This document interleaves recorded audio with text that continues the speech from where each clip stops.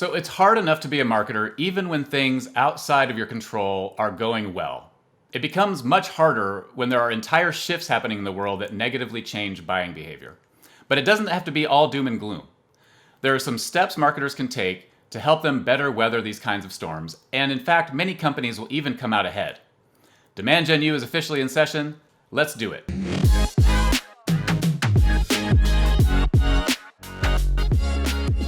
Alrighty, well, this should be a good episode, and it's not just because of the video clip that you shared to make sure that we could hear it come through on Riverside, but it's super timely, unfortunately, very relevant right now, and something I know that you've had a lot of experience working through, and then more recently, I have as well. Yep, this thing called a looming recession or a looming downturn in the economy or whatever people are calling it these days. We seem to be entering one of these, bouncing off the surface, scratching the surface, I don't know. But we're definitely seeing companies make changes and, things are definitely shifting. And so that's the world we're living in. And I think before we jump into it, econ was not my strong suit way back when in college. So I think you're going to give us a quick econ lesson, right? I'll try, but yeah, I struggled in econ. It was too boring for me. I wanted to get it, honestly. Like I wanted to get it. Oh no, I did too. Because I was like, man, this kind of like I would really love to know how this all works. You know what I mean? Like printing money and all that. But like it's complicated. So, and this is gonna be like I'm gonna say some things here, and I don't even really know what they mean. So like, so we'll see. So, people often ask like, okay, everyone's like, we're reading this stuff, we're in a recession, a downturning economy, but like, what is it and how do we know? And so I did a little research. I mean, there's some things that I see, just like the stock market, for example, like everybody can kind of see that. It's been, kind of in the tank lately. Major indices are down by like 20% or more. We've got this inflation thing, that I don't get it. I don't know how it works, but things cost more. That's not why you're here. That's not why you're here for this podcast. Yeah, thank God. Yeah. Things cost more somehow. It's like I don't know why they cost more, but they do. So you got inflation that's like higher than it's been, I think, in like 40 years. And then like my little, I don't know if it's unique. It's not unique. My thing is like when we first got into the pandemic, and everyone was like, oh my God, everything went down. But then all of a sudden, like, everyone was doing great. Nobody was working, but everyone was doing great somehow. You know what I mean? Like the stock market was going up. Everyone was taking their stimulus checks and putting it into GameStop and like making a bunch of money. And like, it felt like, how is this possible? To me, anyway, it was like, how is this all possible given what's going on? Like people aren't working, budgets are cut, etc. And so I feel like also part of what we're seeing now is like, okay, we're healthier as a people, so like, and now maybe like what the government did in some of the COVID stuff, like maybe we're dealing with it now, maybe that's some of the kicking the can up the hill. Again, I have no idea what I'm talking about, but I think that sounds to me kind of reasonable. I think it sounded true with the exception of you saying making money off of GameStop. Yeah, exactly. But technically, so there is a technical definition for a recession, and it is 2 consecutive quarters with negative trending GDP, which is gross domestic product, which again, I had to look at what that is. And it's basically like the value of all of the finished goods produced by a nation, essentially.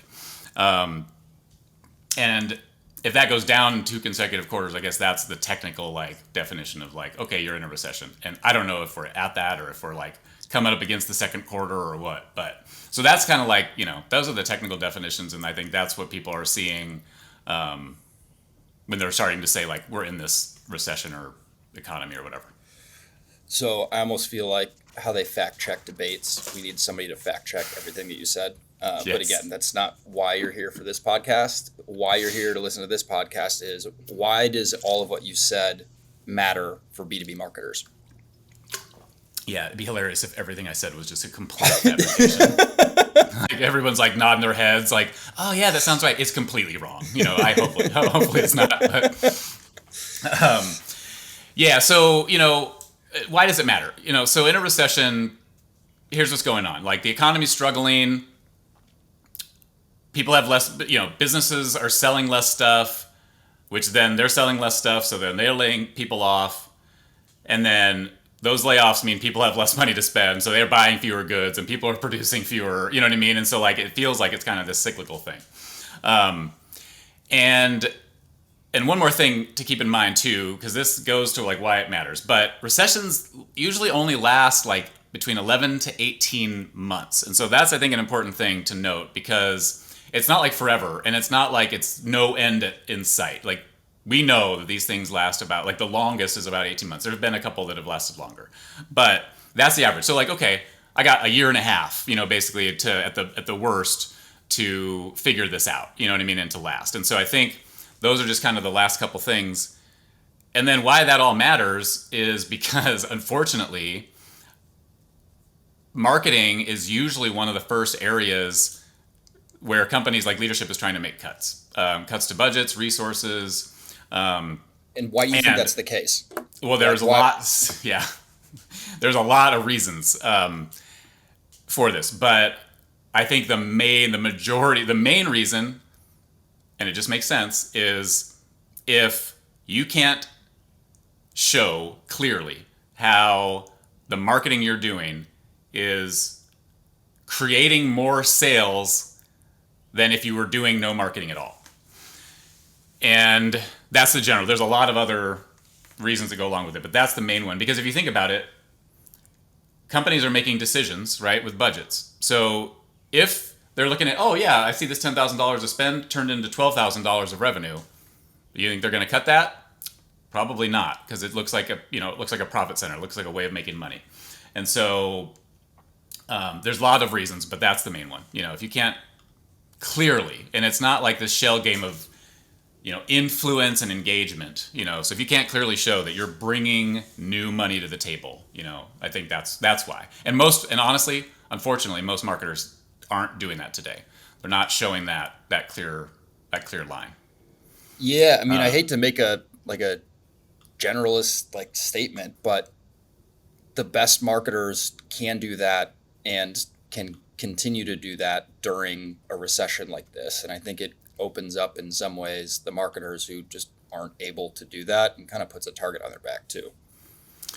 Yeah, and the reality is, like, if you're already a good data-driven marketer, running a good data-driven marketing organization, you actually don't change much, and that's kind of part of what we'll talk about. You don't actually change much of how you operate. Going into a recession, leaving a recession, just like because you're running a process that the process itself tells you when you need to change. You know what I mean? And so, and we'll get into some of that as well, like in our recommendations. But let me ask you. I got a question for you. Yep. So, you were not here when the pandemic started. You were at Fast Radius, but begging you to hire your me. last company. Yeah. What did you guys do? Like, so maybe talk a little bit about like when you guys saw that hit.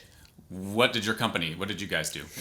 Yeah. Yeah, I think and it was I look back positively on that because it led me to here, so I can't really say anything negative about that experience. But we're going to be publishing content, not just with this episode, but we've got another blog coming out on this exact topic. And a few of the things completely contradict our recommendations. The first one being we just slashed everything, and that came from our CFO at the top down. And we probably had our budget cut by, I would say, 70-ish%.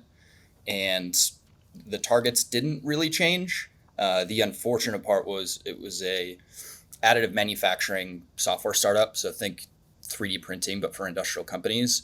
The companies who we were selling to, manufacturing took a huge hit. So we were in a very difficult spot. And I think that's why they, cut as significantly as they did, which created a whole slew of problems internally too.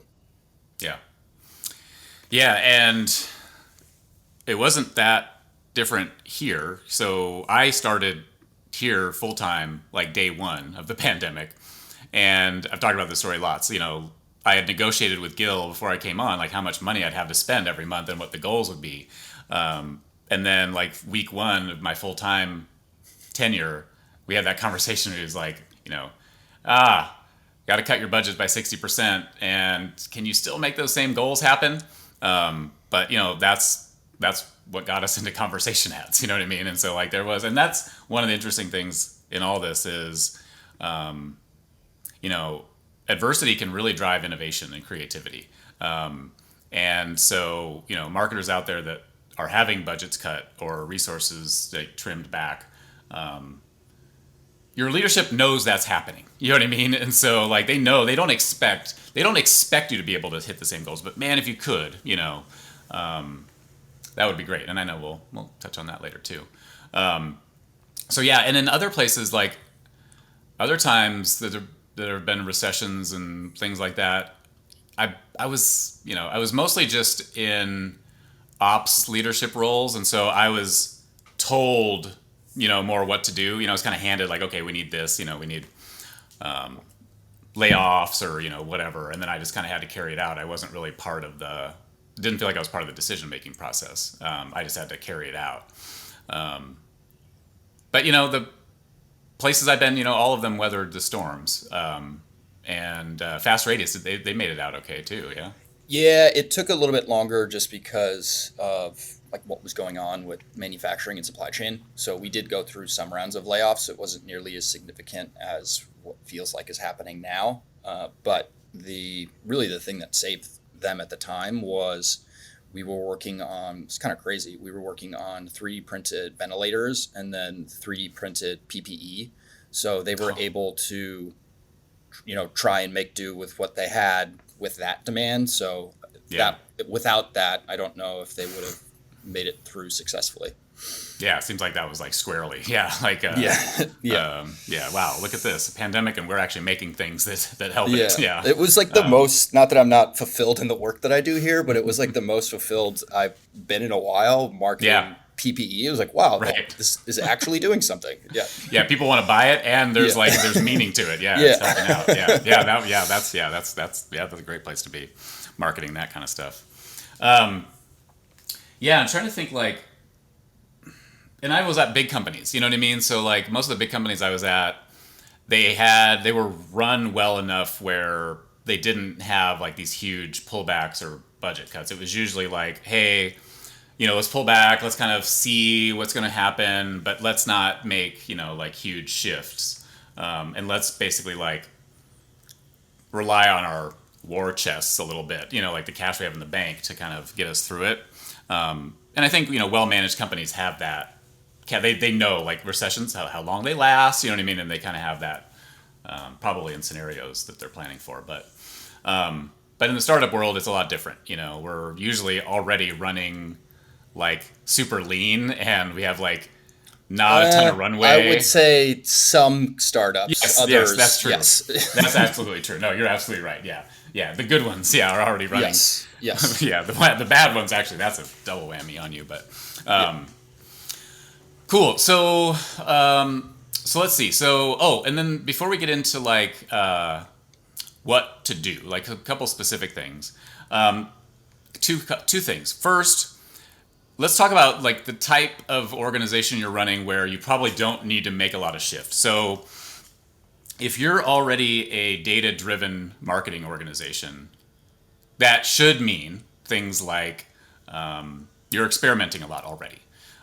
So that whatever's working today is probably not going to work forever, and you're constantly testing. And even if things are working, you're like, great, it's working. Let me go find the next thing that's going to work. So you're already like in this mode or mentality of like that testing and experimenting is important. You are already able to track what you're doing down to revenue and the return that the activities that you're having the return that you get from the activities that you're doing. So you're probably good at that. And then ultimately you can use your own data if you've got that feedback loop in a pretty real-time, fashion where you get the data, fairly quickly after it happens. You can look at the data and make real-time decisions. So like you can say to yourself, okay, we know our unit economics and we know our CAC needs to be whatever, $2 or $75 or $8 million, whatever. And you're just constantly looking at that in a relatively real-time fashion. And when it starts to go down past a certain threshold, you're like, okay, it's past our threshold of efficiencies where we're not comfortable. So what do?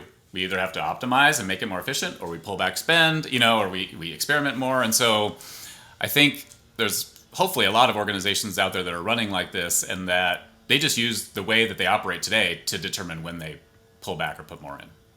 I think for me, what it comes down to is, as a marketing leader, if you're the type of marketing leader that truly has a seat at the table prior to this, and you're able to talk with your CFO and your CEO and talk the same language and really show marketing's impact on pipeline and revenue, like that's the type of marketing org that is positioned well to go through something like this. And that's a great point. If you're not, you have to have that already. Yeah, you can't just like all of a sudden a recession starts like, okay, hey, here's all the data we have. Like, you're right. That's a good point. That's the long game. You know what I mean? So like you've already been doing this for a while, and the C-levels, the executives already trust you. You know what I mean? They trust you because they've seen you make shifts based on data. And so that's a great point. You can't all of a sudden become data literate and just say like, all right, recession's happening. Guess what? We're data driven now. It's kind of impressive if you can do that, but it's not the recommended route. Yeah. Yeah, that actually might hurt you more. That help. Cool. And then there's a couple factors that if they're already in play with your product, that a recession or something like that is just really going to put a magnifying glass on it. So, and we actually see this, unfortunately, with some of our customers, where if you don't have product market fit. So, when I say with our customers, what we say is like, hey, you don't have product market fit. Hey, these are some decent ads. But if you already don't have fit, we're just going to amplify these ads, and like you're going to just amplify the performance you've already been getting.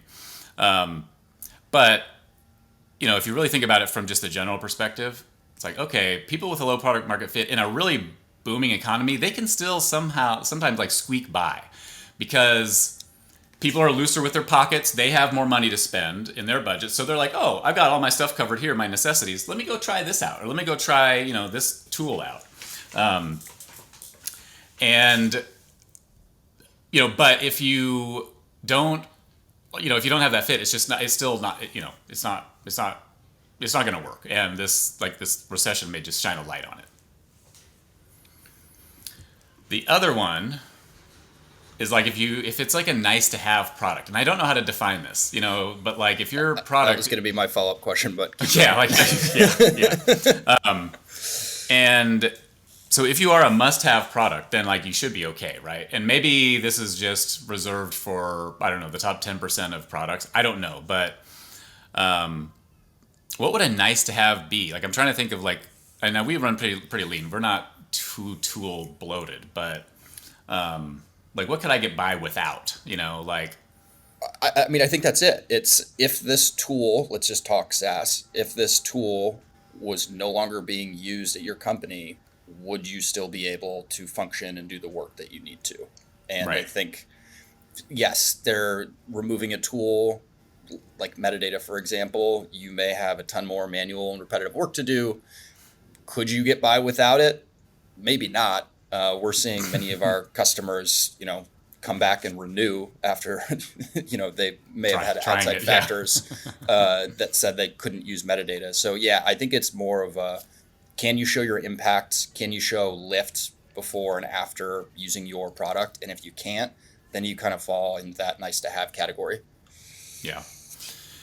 Yeah. I'm thinking it's probably a lot of tools that like help you do your job. You know what I mean? Like the tool itself may not be doing something unique. It's just maybe helping you do your job a little bit better.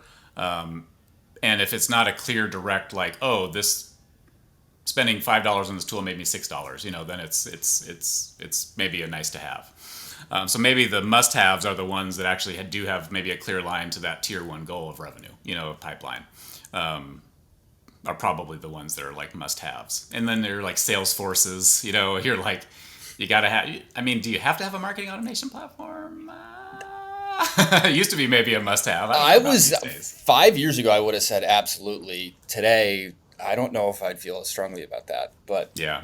Salesforce kind of screwed everybody because they just came out with a post last night that said they're showing no signs of slowing down at all. And Did they growing, really? Nice. Yeah, they're growing, I don't know, it's like 25-30% quarter over quarter. Yeah. And yeah, we're fine. So you all should be too. Nice. Yeah, so we're fine. What's wrong with y'all? Like, I mean, what are you doing wrong? That's how I read it. Yeah. Yeah. I actually don't mind that kind of post because honestly, part of what I'm wondering is this a self-fulfilling prophecy in some ways? Like, are enough people talking about it that it's just happening? You know what I mean? It's like, hey, and oh man, I was at dinner last week with MH and from Stack Moxie, and she showed me this email that one of her VCs sent, and oh my god, like if you read it, you'd think, oh, we're literally the world is on its way out. Like Armageddon is happening, the second coming of Christ. So I was like, and the way I read it in my mind was, this goddamn guy is trying to create opportunity for himself. Like, you got to ask yourself, the VC is telling you like doom and gloom and all this. What's the VC have in mind? Lower your valuation so I can get some of that stock at a lower cost, maybe, So I asked myself, like, what the hell? And then I see some VCs that I'm like, yes, they're like, hey guys, no, don't pull back. If you're good, this is the opportunity. This is where you make your name for yourself. And I'm like, that's how I want to think about it. I don't want these VCs like telling me the world is collapsing and that they want to try and create opportunity for themselves to like buy more of my company or make me feel worse about myself and get a better deal. Like, fuck that. So VCs out there, if you're doing that, stop it.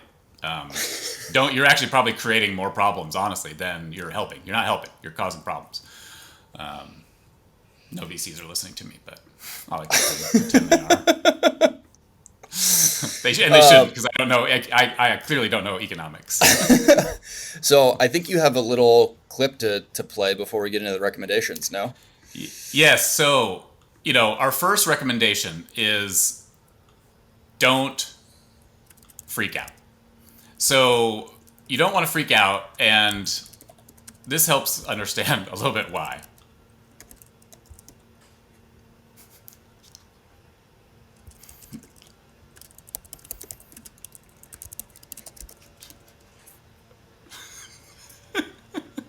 I love old school. But that's exactly it. So when I first started writing the blog post, and there we go. It's now playing still on my. Sorry, so just playing in my ears. While Jason's figuring it out, he showed us before we started recording, and I had no idea what clip that you had. So when I heard the first 2 or 3 words, because it's a pretty iconic clip, I was cracking up. I thought that was hilarious. It's all I can think about, honestly. And now I got the landscaper coming by. It's literally whenever I say don't freak out, it's literally the only thing. It's the only clip I can think of in my head. It's like that one, and I just So I can't get Will Ferrell out of my head, but it's right. Like, it's literally right. We keep your composure. We don't need everybody freaking out there, because I think the freaking out actually, again, it adds to the panic, or it adds to the it just fuels the negativity fire. So yeah, don't freak out. And also, like, when you're freaking out, does anybody like make the best decisions, when they're freaking out? No, absolutely not. No, definitely not. Yeah, like if you're in a life and death situation, you're up on a mountain, you're climbing a mountain, you lose your ropes. I don't even know. Is it best to literally sit there and freak out, or is it like, okay, I have no way to get down with this mountain. My ropes are gone. What do I do? I think it's definitely better to not freak out. A little off script, but still on topic. Can you share as much as you're willing to share about some of the initial combos that you've had with Jim, our CFO, and just like the types of things that you're talking about, and maybe like what areas you're looking into? Because I think that would be helpful. Yeah. And what I like about how we're doing scenario planning, right? Which I think is smart to do. We're doing scenario planning so that we understand the changes that we would make before it's necessary to make them. And I think that's actually part of not freaking out, right? So if you're actually like, okay, things are okay right now, we're not seeing signs of softening. And if we're in this mode right now where we don't have high anxiety about it, that's the best time to make those plans, because then you've got, you're clear-headed. You're not blocked, by like whatever is going on right now, or if everything is like really bad all of a sudden. And so scenario planning. So what we're doing is talking through things like, okay, what if we lower our outlook for the year in terms of like net new ARR by X amount?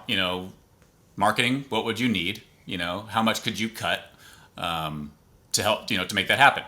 And we are doing tops down, bottoms up, which most people do anyway for budgeting. So I say what I think I'd need, and then basically they tell me what they think, they need me to cut, and then try and meet somewhere in the middle. But what I like about how we're doing it is we're going to do it more like, we talked about it a little bit earlier. We're going to look at numbers, and then we're going to let the numbers tell us when marketing is no longer as efficient as we want it to be. So an example scenario that could easily happen is we do make some cuts in some areas, but we don't pull back in marketing immediately. And we keep the marketing going because we're pretty real time in our, in like our conversion rates and stuff, and our understanding and the feedback. So look at those early indicators, and if those start to soften, what we'd be looking at would be a higher CPL, and the lead is a demo for us, so a higher cost per demo. We'd be looking at lower demo, like meeting booked rates. We'd be looking at lower demo, like take rates, and then lower meeting to opportunity rates. And those all happen usually within a week or two, of the like initial activity happening. So we should be able to move pretty quickly. Yeah. So you mentioned something in there that we haven't really talked about yet. Why do you think that the companies who don't make knee-jerk reactions and cut marketing significantly, why do you think those companies position themselves well to like catapult out of this? Yeah, that's a good question. Because everyone around you is pulling back. So that's one of the reasons. So like everybody's around you is pulling back, which creates more space in the areas where you're advertising, for example. So LinkedIn, great. All my competitors are pulling back spend. That creates more space for me to get in front of people I haven't been able to get in front of, and at a lower cost. So now there are chances, again, if I have product market fit and I'm not a nice to have, there are chances I actually do better. Like my marketing performance gets better in times like this. So there are that can happen. And like I'm always trying to, I think that way. Like, hey, we have a chance of actually making our performance better even. Let's see if we can do that. Yeah, now I forgot the specific question you asked. I just gave an answer. Well, I gave one answer. But. Yeah. Well, no, it's just, I think oftentimes, like, if you just read everything that you're seeing in the news, you're, being consumed by all of these cuts that are happening around you. And I think the marketers that try to prove why they shouldn't, cut things significantly and make knee-jerk reactions can weather this and then also position themselves really well coming out of it when people are ready to, buy nice to haves or, gotta have tools. Yeah, that's right. That opportunity. And you're right. Like it's not just marketing performance that might get better. You're actually, because you've had to like tighten things up, you also come out of it fairly, like ideally leaner and more efficient too. And so now you're coming out, you have a better position, and you're also now able to spend your money more efficiently. So then when things start to come back up, it almost like exponentially, works on the lift that you were able to create, if that makes sense. I don't know that, but like the changes you were able to make during that downturn and get really efficient, they just get like, they just grow when they come out and the like demand starts to happen again. That's what I was looking for, the demand. So let's get into the next recommendation around messaging. So you don't want to come across as being tone deaf or unaware as to what's going on. So how do you suggest people, revisit their messaging?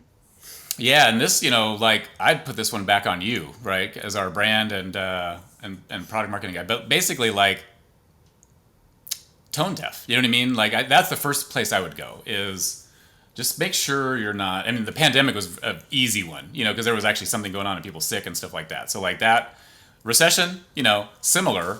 But like if you're out there hawking Lambos and stacks of cash, in your ads, like maybe that's not the right messaging. So it's like you just want to do a first pass, because longer term, and this is what I'd like you to talk about a little bit. Longer term, you may want to just look at shifting the messaging generally, but in a more thoughtful, like way that might take a little bit more time. But that first pass is like, let's just make sure I'm not tone deaf and like making people upset with what I have out there that just doesn't match what everybody's dealing with.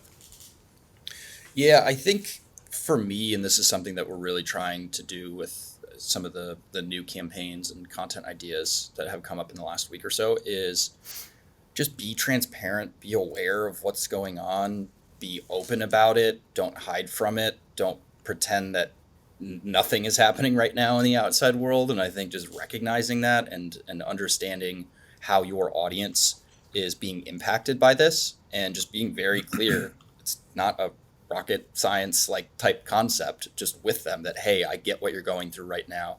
I get that you probably had your budget cut by 40, 50, 60%, and maybe your targets stayed the same, maybe they were decreased a little bit, but if they weren't, here's how we Metadata can help you hit your number doing XYZ. So it's really just being aware of what's going on. It's not anything crazy, just very few companies do it, and they keep pretending that, hey, all is great right now, don't worry about it, and that's not what people want to hear.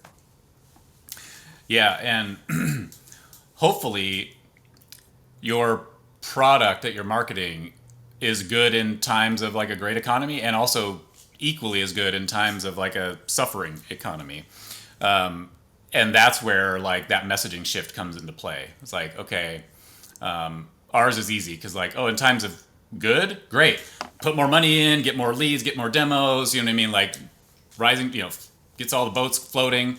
In times of like pullback, we can pivot our messaging very easily to like, you can't waste $1 of ad spend. You have to be as efficient as possible. The platform works the same way, you know what I mean? But in times of good, it does something for you. And in times of like not so good, it's still doing, something for you. And so hopefully you've got, as the product you're marketing, you have that clear of a way, you know what I mean, to shift the messaging that still makes sense. Like I think you can hurt yourself if you try and shoehorn in messaging around a recession if your product just has nothing to do with it. Like there's literally like there's no change in it and you're trying to shoehorn it in. Like I don't have a good example, but I'm sure there's tons out there. You could actually do yourself, I think, a disservice. You could like hurt your brand if you do it that way. So first make sure that you actually can, and it makes sense to consumers like, oh, okay, yeah, that makes sense. I can see that. Yeah, I think there's two things that you'll start to see from us from how we change our messaging a bit to weather this. And the first is somewhat of what you mentioned, being eliminating wasted ad spend, because, and we're not pitch slapping you here, but we're just showing you how, the message is going to change a little bit. You don't have ad spend to waste right now because your budget has already been cut significantly. So really leaning into how we eliminate wasted ad spend. And then the second part is, maybe you weren't on the hook for generating pipeline and revenue prior to this, but now more than ever, you're going to be expected to generate pipeline and revenue. So why wouldn't you use a tool that can help you do that during a time like this? Yeah, exactly. Yep. And the more you can get people to understand, like, again, using this platform will save or make you, like, it's really getting over that hump of whatever you're spending on it, you're going to make or save that or more, and that's really that's part of also telling that clear ROI story, which we'll get into in a little bit too. Awesome. And then the next part here, so we talk about commitments and trying to not pull back on big commitments that you made. Talk me through that. Yeah, so it's really easy to use a downturn or anything going on in like the big environment as an excuse to not meet your commitments. Now, I'm not saying if you don't, that if you don't meet your commitments, that you should have been able to with that less budget and resources. No. But still thinking about them as commitments that you made. And the resources and budget you have is just like one of the levers you have to try and meet those commitments. So if I'm in leadership and I've got 2 marketing leaders, and one is like, oh, okay, downturn in economy, I see our numbers are lower, I got less budget, so this is all I can do with that budget. And the other marketer is like, oh, okay, I see downturn in economy, I have a lower budget, but oh man, I'm going to try and make this work still. I'm going to still try and hit my goals that we set up. Which of those 2 marketers do you think the leader is going to want to, work for them, right? Yeah, it should be pretty clear. And the thing is, you got to remember, no one is expecting you to hit those numbers. So it's almost like a free pass. It's almost, I think of it as like a free pass. I'm like, oh shit, it's a free pass. I can still say, we're going to try and hit this, and I can do different and not crazy, but just different and try new things. And like, I get a chance to try all these things that maybe I didn't get to try before. And then even if you don't hit the original number, chances are you probably got past where your bottoms up where you would have said you would have gotten. So you probably actually did better than, the expectation is. You didn't hit those goals, but now all those leaders are like, that person has the right mentality. They're thinking about this like a company builder, not an employee. And I think that just puts you in really, really good light. Yeah, I think the other thing that I would add is during a time like this, maybe you overcommitted to a bunch of things, but if you look back at all of those commitments, just reprioritizing the things that actually matter and will help get you to your targets, and maybe deprioritizing and cutting some of the things that, are busy work and are nice, but they're not going to help you get there, and using it as a way to just get you and your team to focus more, because marketers are guilty of trying to do way too much. I know we do that too. So it can help you prioritize a bit and just keep you focused on the things that matter. Yep, 100%. Yeah, I mean, and that's nice too, right? So as a marketer, that's like, should be welcomed. Oh, you mean I get to like focus on just, a couple things instead of trying to do all these things? And so there's a lot of opportunity, in it, and ways of looking at it positively. Now, of course, if you aren't in a data-driven marketing org and you're, be worried. But maybe then use this as a function to say, like, listen, we have to be data-driven. Like, I don't want to leave our employment up to the fact that we can't tell that story of like the demand that we're driving. So like, if anything, use this as a forcing function to talk to your marketing leader, or if you're a marketing leader, use this as a forcing function.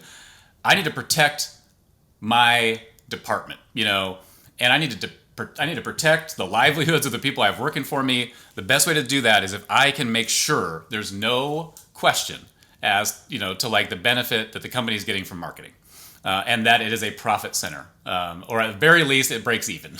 So yeah, please use this as a forcing function if you're not already one of these data-driven marketing orgs. I dig it. Well, I think we are right at time right now, so we will be publishing this, and then we'll also have another blog post that expands on this too. So we have more content coming, and then you'll see a few campaigns from us like we talked about on this episode of DGU. So this is a good one. Yeah, nobody freak out. Everyone keep your composure. I can't wait to turn that into a social clip. We'll see you next week. Thanks, everybody. Thanks.